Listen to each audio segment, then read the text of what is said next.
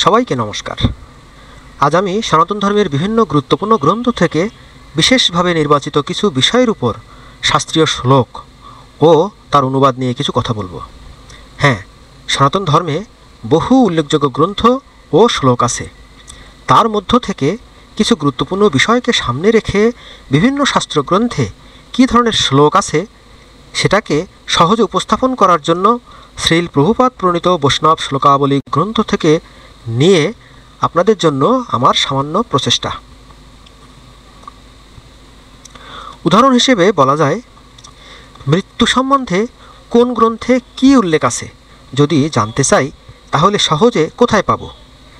এরকমই বিভিন্ন গুরুত্বপূর্ণ বিষয়ের সম্পর্কে বিভিন্ন গ্রন্থে কী বলা আছে তা জানার জন্য প্রথমে ফায়ারফক্স থেকে অনুপমা সাইটে প্রবেশ করতে হবে। এরপর একটু নিচে এসে স্ক্রল করে একটু নিচে এসে সুনির্বাচিত শ্লোক এই লিঙ্কে ক্লিক করলেই দেখতে পাবেন এরকমই বিভিন্ন বিষয়ের উপর গুরুত্বপূর্ণ শ্লোক।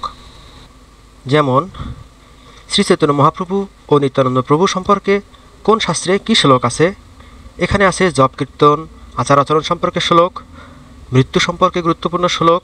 এখানে আরও পাবেন ভক্ত ও অভক্ত সম্পর্কে গুরুত্বপূর্ণ শ্লোক, ভক্তিমূলক সেবা সম্পর্কে শ্লোক, গুরু শিষ্য সম্পর্কে শ্লোক, মানব জন্ম সম্পর্কে কোন গ্রন্থে কী উল্লেখ আছে তা জানতে পারবেন। এখানে আরও জানতে পারবেন কলিযুগ সম্পর্কে কোন শাস্ত্রে কী উল্লেখ আছে ইত্যাদি বিভিন্ন বিষয়ের উপর শ্লোক। উদাহরণস্বরূপ আমি যদি মানব জন্ম সম্পর্কে কোন শাস্ত্রে কী শ্লোক আছে যদি জানতে চাই তাহলে দেখতে পাবো মানব জন্ম সম্পর্কে ব্রহ্মবৈবর্ত পুরাণে কী আছে সেটা দেখি। অনুবাদ: ক্রমবিকাশের ক্রমিক পর্যায়ে 84 লক্ষ যোনি ভ্রমণ করার পর জীব মনুষ্যদেহ লাভ করে।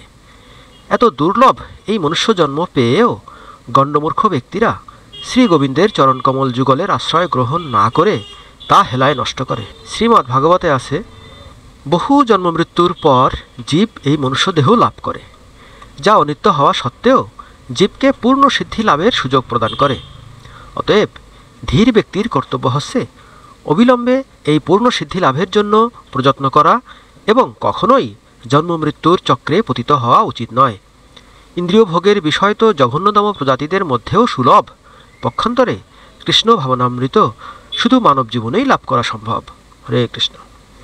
তো এরকমই বিভিন্ন বিষয়ের গুরুত্বপূর্ণ বিষয়ের সম্পর্কে বিভিন্ন শাস্ত্রের গ্রন্থে কী ধরনের শ্লোক আছে সেটা খুব সংক্ষেপে এবং সহজে উপস্থাপনার জন্য এই সামান্য প্রয়াস।